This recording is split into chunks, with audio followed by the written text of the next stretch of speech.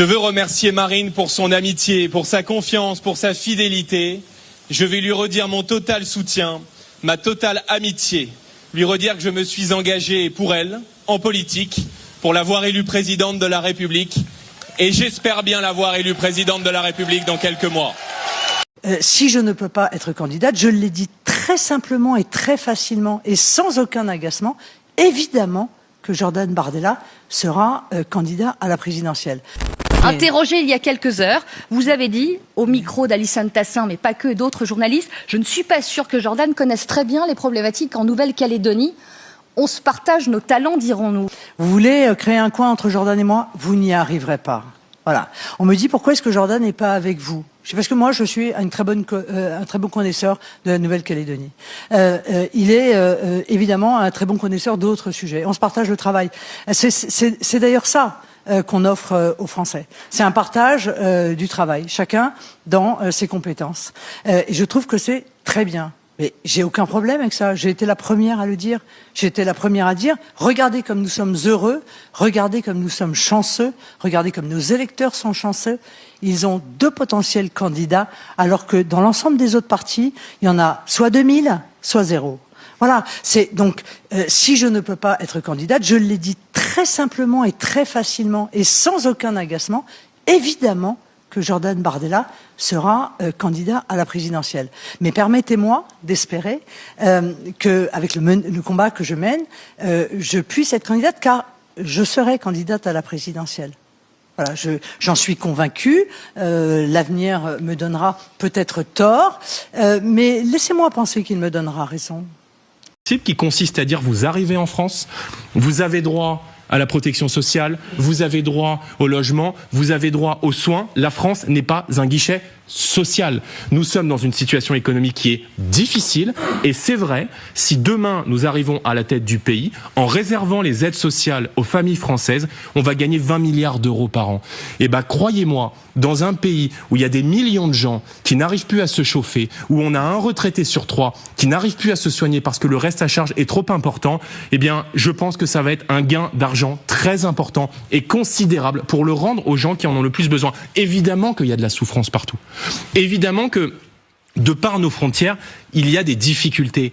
Mais moi, je suis un élu français. Et si les Français me choisissent le Rassemblement national, Marine Le Pen, demain, c'est précisément pour répondre à leurs problèmes. Et si le système de solidarité est universel et ouvert à la terre entière, alors il s'effondre, et il est en train de s'effondrer aujourd'hui, notamment sous le poids d'un accueil toujours plus important de gens qui ne font pas non plus, monsieur, tout le temps l'effort que vous faites et qui est louable, de travailler, de respecter les lois et d'être dans une forme de cohésion et de vivre ensemble avec le reste de la communauté nationale. Mais comprenez que gouverner, c'est choisir, qu'on aura des choix à faire et que je n'attise pas la haine quand je défends une mesure qui est plébiscitée par 71% des Français. Si je suis votre logique, la fonction publique, on devrait faire sauter le critère de nationalité dans la fonction publique. Est-ce que vous imaginez Jean-Luc Mélenchon avec le bouton nucléaire? Pour être président de la République, il faut du sang-froid. Et j'ai acquis la conviction, en observant attentivement Jean-Luc Mélenchon depuis la dernière élection présidentielle, qu'il n'a pas le sang-froid nécessaire et la sérénité d'esprit pour être président de la République. Est-ce que pour vous être le n'exagérez chef pas de l'État dans une fonction qui est éminemment importante et éminemment suprême dans un pays qui connaît des tensions importantes et qui dispose de l'arme nucléaire? Ils ont une conception de la République et de la liberté qui est extrêmement autoritaire, qui est extrêmement dure. Quand on passe ses journées à injurier, à éructer, à injurier les forces de l'ordre, à vouloir désarmer nos policiers, à faire le jeu de l'idéologie islamiste dans les banlieues, à souffler sur les braises de l'antisémitisme dans notre pays, lorsque on considère nécessairement comme fascistes tous ceux qui sont en désaccord avec soi. Monsieur Retailleau peut dire qu'il faut se passer du principe de précaution. Ce que je propose, c'est, dans la Constitution française, d'enlever le principe de précaution. Au moment où on est en train de vivre les conséquences catastrophiques de décisions qui ont été prises sans tenir aucun compte du principe de précaution, et personne ne dit rien. Même pas un LR pour dire, mais attendez, le principe de précaution, c'est Chirac qui nous l'a fait voter. Et quand, s'il vous plaît? Après l'épisode de la vache folle.